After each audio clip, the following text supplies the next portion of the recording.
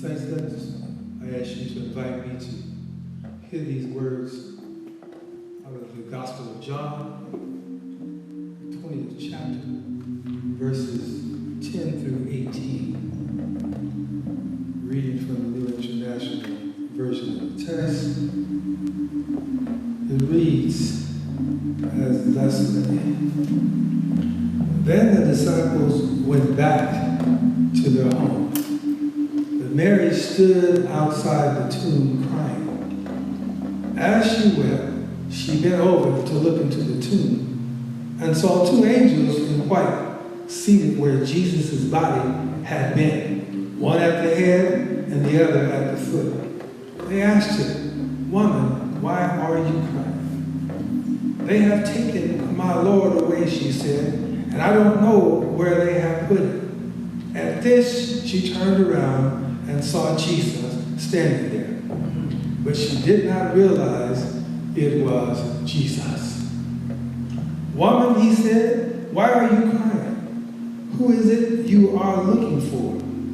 Thinking he was the gardener, she said, Sir, if you have carried him away, tell me where you have put him, and I will get him. Jesus said to her, Mary. She turned toward him and cried out in Arabic, Rabbi, which means teacher. Jesus said, do not hold on to me, for I have not yet returned to the Father. Go instead to my brothers and tell them, I am returning to the Father and your Father, to my God and your God. Mary Magdalene went to the disciples with the news. I have seen the Lord. And she told them that he had said these things to her. I ask you to join me as my subject is raising and messaging heaven bound. Let us pray. Father, you have blessed us with song and praise on this resurrection Sunday. Father, let us come now, Father, to hear your word. And pray that these words, Father, will be edifying and lifting. For that we give praise and thanks. Amen. Saints, before I start the message, it's just too difficult to preach the message without preaching the message. And Jesus has said in his Sermon on the Mount that he had good news for the poor. And so we know that the news is still good, but the news here on earth is terrible. And I read something today in the Wall Street Journal, and I don't know if many people have seen this. It's on the front page. And it says, Potter's Field reveals toll on the poorest. And it shows an article, and it says here, unmarked graves. Bodies are buried at Hart Island, New York City's Potter's Field. Buried on Thursday, as the state set a daily record for deaths from COVID-19, which has overwhelmed hospitals and morgues. The Potter's Field, it is real, it is real. Of course, we've all been saddened and somewhat even surprised ourselves that folk would be surprised that so many African Americans are being disproportionately affected by COVID-19. Well, as the mayor of Chicago, the Sister Lightfoot, is that her name? She asked, well, why would you be shocked? We are folk that don't have health coverage.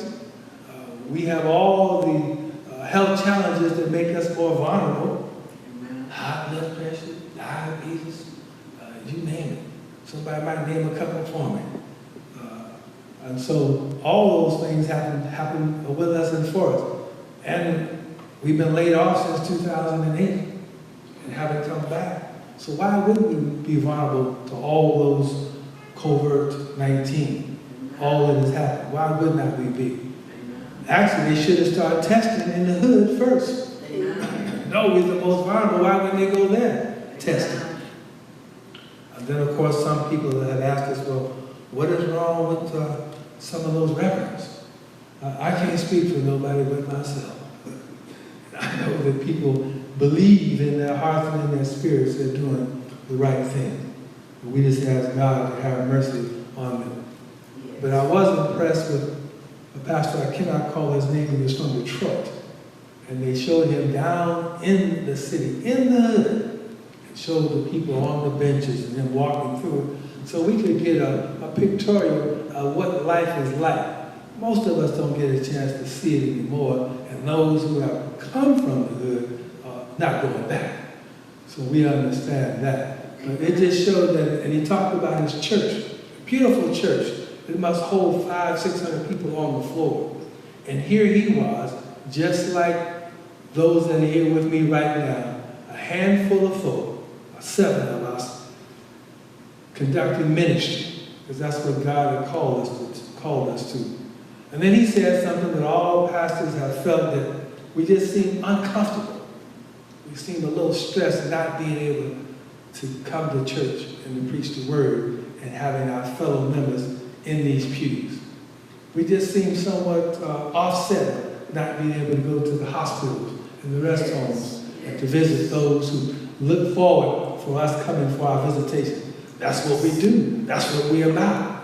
So it is somewhat overwhelming for us. However, we know that we're here to do God's will and God's way, and we'll continue to keep on praising and praising and doing the best we can with what we have to work with.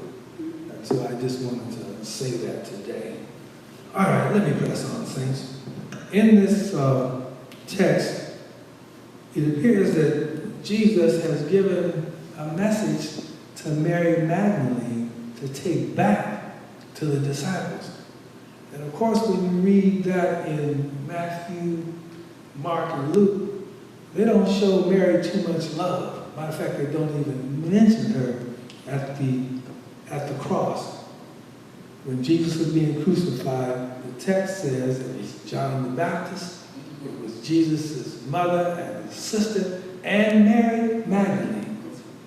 And so we find that, and some say when Jesus was looking at the one he loved, he was actually looking at Mary, not his mother. But sometimes when they're trying to make the text correct and right, they want to keep things in a male-dominated influence. Amen. However, we know that Mary Magdalene saved Jesus. Yes. There were a group of women, probably missionaries, a group of women that loved the Lord and loved the church and wanted to protect him. Yes. And because of Mary Magdalene and because of her resources, later on they found out that she was a wealthy woman and that she had resources and she had a place where Jesus could stay. And she knew in her heart that ultimately what Jesus was preaching about and what Jesus was praying about, and Jesus was healing the sick and raising the dead, there was going to be some issues. And as the text says in Matthew, they said that they were looking for a way to kill Jesus. Not arrest him, but to kill him. They arrested him first, but they were really looking for a way to kill Jesus. And Jesus had did some things that they just could not believe that someone had this kind of power. First they tried to call it demonic power. But however, they kept looking for ways to trap him. And he starts off in Matthew around the 12th chapter. He plucked some ears of corn to eat, and they said it was unlawful on the Sabbath. Matthew 12, 1 through 8. And then Jesus, he kept irritating those scribes and Pharisees. He ate the corn, then he went into the temple a little later on and healed the man with a withered up hand. And they really got that. They said, we're really going to kill him, and we're going to kill him good. Yeah. And then he went on, and the Pharisees, they say it like Matthew 12 and 14 after that. It says the Pharisees went out and held a council against him that they might destroy him. And then Jesus says, but when Jesus knew it, he withdrew himself from there, and great multitudes followed him, and he healed them. Jesus continued doing ministry on the way to the cross, knowing that it's getting ready to happen. And then when you go through the text, and then you look at after the Sermon on the Mount, when he said things like, the Jews don't have exclusive right to Jesus, to God. God is a God of all humankind. Yes. That's what he said. Yes. And then he said, God is a good God. And God is a loving God and a compassionate God. And you can count on God. And just like he protects the birds and the animals of the air, he'll come and protect you. And then he said, fear not, little flock. Yes. I'll be with you. They really want to kill him then. Who is he that can forgive sins? And then the text goes on to say that after he had healed all those, and Jesus had to hide out because he knew that they were after him. But there were 3 or 4 incidents that impacted his life. And the first thing, after the Sermon on the Mount, then he had the transfiguration. And he was caught up in a vision that he believed that God had allowed him to see Moses and Isaiah. Yes. Caught up in the vision. And this was validation that he was one of God's children, and God's son. But he needed that validation because he knew that they were after him and they were going to kill him. And then as he travels on, the next issue that he has is the Garden of Gethsemane. You know, it said that when he got to Gethsemane with the disciples, of course they fell asleep. They said that he was in anguish and distress. Am I really doing the right thing? Couldn't I go back home to Galilee?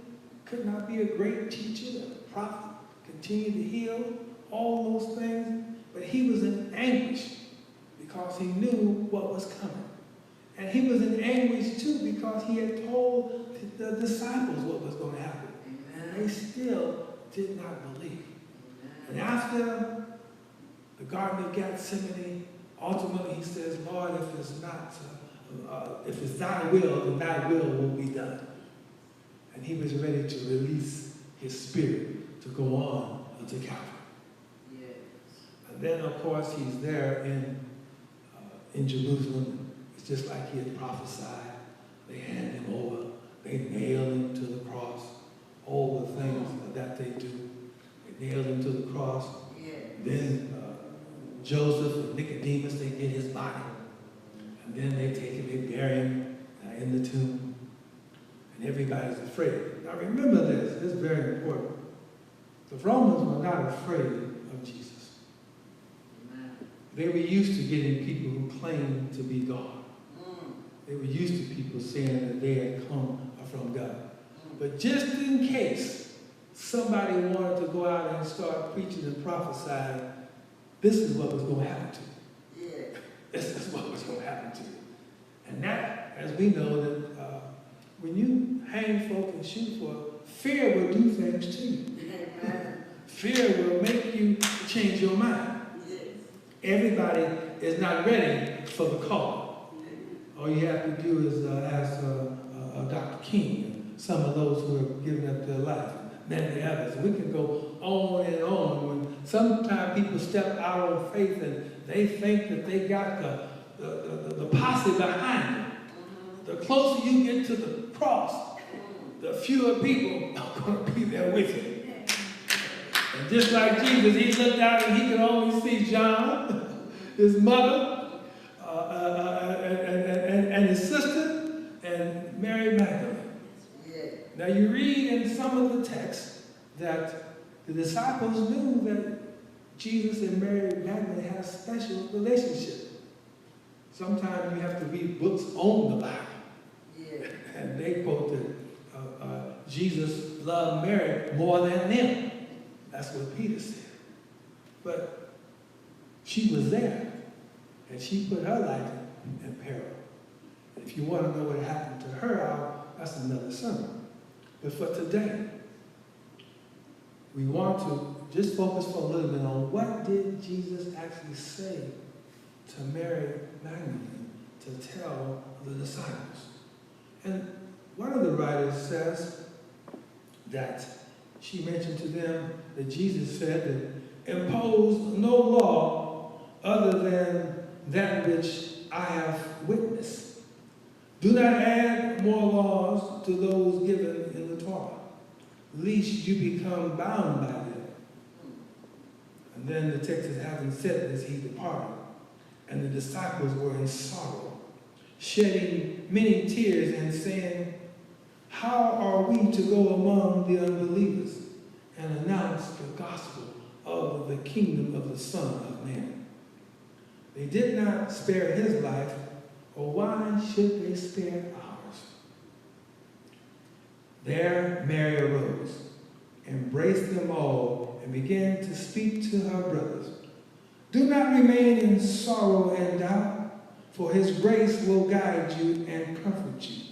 Instead, let us praise his greatness, for he has prepared us for this. He is calling upon us to become fully faithful. Then Mary turned their hearts toward the good and they began to discuss the meaning of Jesus' teachings. Amen. And then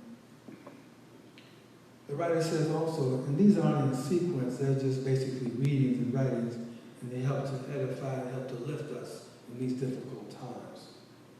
In this particular writer says, Peter said to him, and this is when he's talking to Jesus when he came back, and he said he would told Mary to tell him he was going to come back and meet them, and he came into the upper room. Peter said to him, since you have become an interpreter of elements and the events of this world, tell us, what is the sin of the world? Says Jesus answered, there is no sin. It is you who make sin exist when you act according to the habits of your corruptible nature. This is where the sin lies. Amen. Then the writer edits some of this. He says, having listened to Jesus and having recognized him as the Savior, he who imagines and gives meaning to the elements and the events of the world, Peter now questioned him in the language of that period about the sin of the world. The meaning of this term is very often unclear. But in Yahweh's time and after, there are those who held that human nature itself is tainted with original sin. That matter and the world and the body are traps for which deliverance is needed. When one sees sin and evil everywhere, the consequences are especially serious when they are seen as being in the other. Yes. For this other must be destroyed and killed. Now listen to this. Those who have committed such crimes in the name of good see themselves not as murderers or evildoers, but as saviors, ridding the world of sin and evils so as to make it pure again. All such persecutions, all such bands of hatreds, all such burning at the stake and death camps are founded upon the same logic. The rotten apple must be removed from the barrel to rid the whole content of contamination. And the rotten humans who trouble the corridors of the powers of the prince of this world must be liquidated in order to have an uncontaminated society. Are you hearing me now? Yes. This is easily extended to whole groups of races of people who embody the evil. Otherwise, they would destroy us first. There is nothing new under the sun about this. For the monstruousity of such thinking is still with us today, just as it was in Christian times. The mechanisms tend to repeat themselves, so that when they carry these issues today or in our presence, seems to be no more than an accumulation of the past. The new teaching has still not been heard. Yet the word of Jesus here is unmistakably clear in the way it cuts through this question. He says, there is no sin. It is you who make sin exist. And there's always been a situation, as they say, nothing changes. Whatever happened yesterday is the same today as today, in that the powerful always take advantage of the weak. Always have, always will. That is what the world is about. You hear the powerful saying, we got to get back to work. We got to get this economy going. We got to get those people back working. Now, who are going to go back back to work. Well, who's driving the buses? All right. Who's driving the subway? Who's working in the hospital, cleaning it up at night? We always see the folk who's cleaning it up at night. Tell me who's out there. They show the young woman, she couldn't weigh no more than 90 pounds. She's out there lifting up the refuge cans and picking them in the truck. And the news media, you know how they want to do, oh my God, how can you do that? Yeah. I got to work. I got to eat. I got to live. I need a job. That's how it is with the poor folk. Poor that these folk are, and it's just desperate. Yes. They have to go to work. Yes. And they'll be on the front line of going back to work. Because you know the boys in Wall Street, they're going to be in a nice office. Yes. Looking out the window, looking over the tower. And then the poor folk, Jesus all talked about. So Dr. King, he didn't label it as a race thing, he labeled it as a poverty thing. Amen. And that's the way that it is. It just happens that most folk of our race is in poverty. Amen. That's the way it is. And we see what's happening. We can't be surprised that it's happening in New York, but it's not in Manhattan, it's over in Brooklyn. Yes. That's where most of the issues are taking place. We know what's happening. We're not surprised that it's happening in Missouri, probably more in St. Louis. We're not surprised that it's happening in Kansas. We're not surprised that it's happening in New Orleans. Who lives down around the French quarters? Who lives in the ward back over across the street? Who lives over there? Who does all working in the restaurant? Who picks you up at the airport? Who's at the hotel? Who's cleaning up the rooms? Yes. Jesus said the poor is going to always be with us. And that's why he's bringing some good news that your life don't have to end at the grave. But he's also trying to give folk hope in spite of the situations. So we've seen what is going on and what will continue to happen. Because this virus gets everybody. The rich and the unrich. As they say, the sun comes up every morning. The rain comes in many, many days. It rains on the just and the unjust.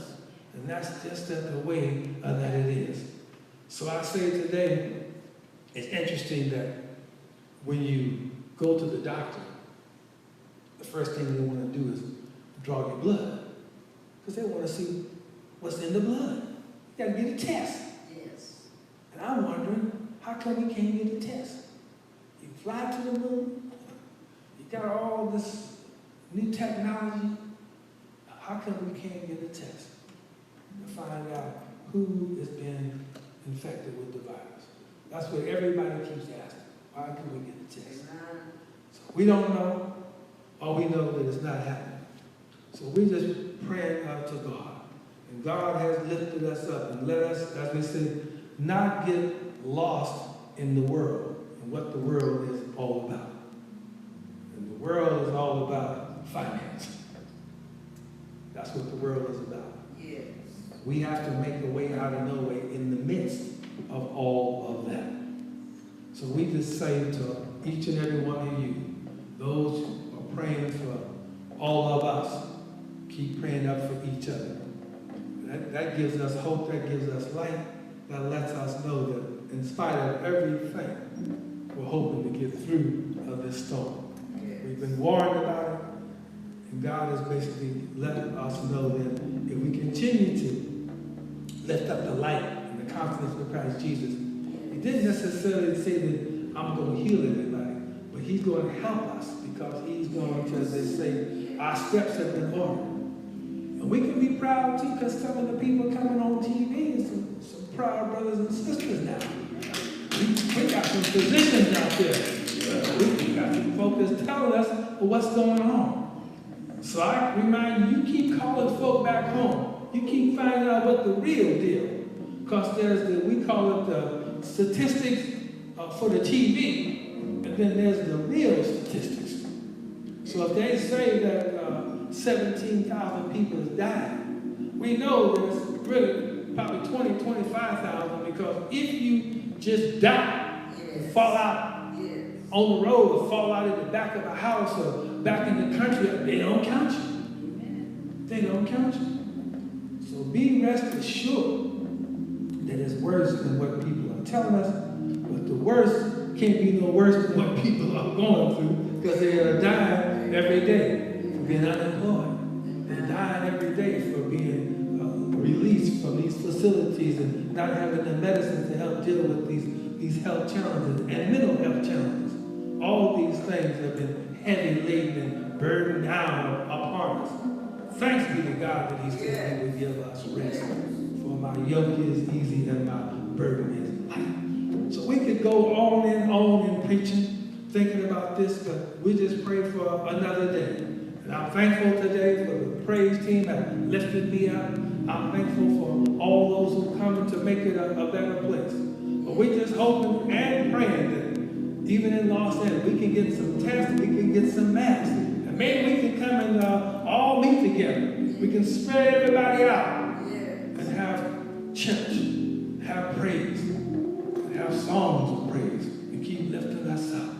So I just want to thank you, saints, for looking in upon me this day. I want to thank you, Father, for all that you continue to do. I just want to thank everybody. Just say glory, hallelujah. And thank God for Christ Jesus, who gave us the message, gave us Jesus, gave us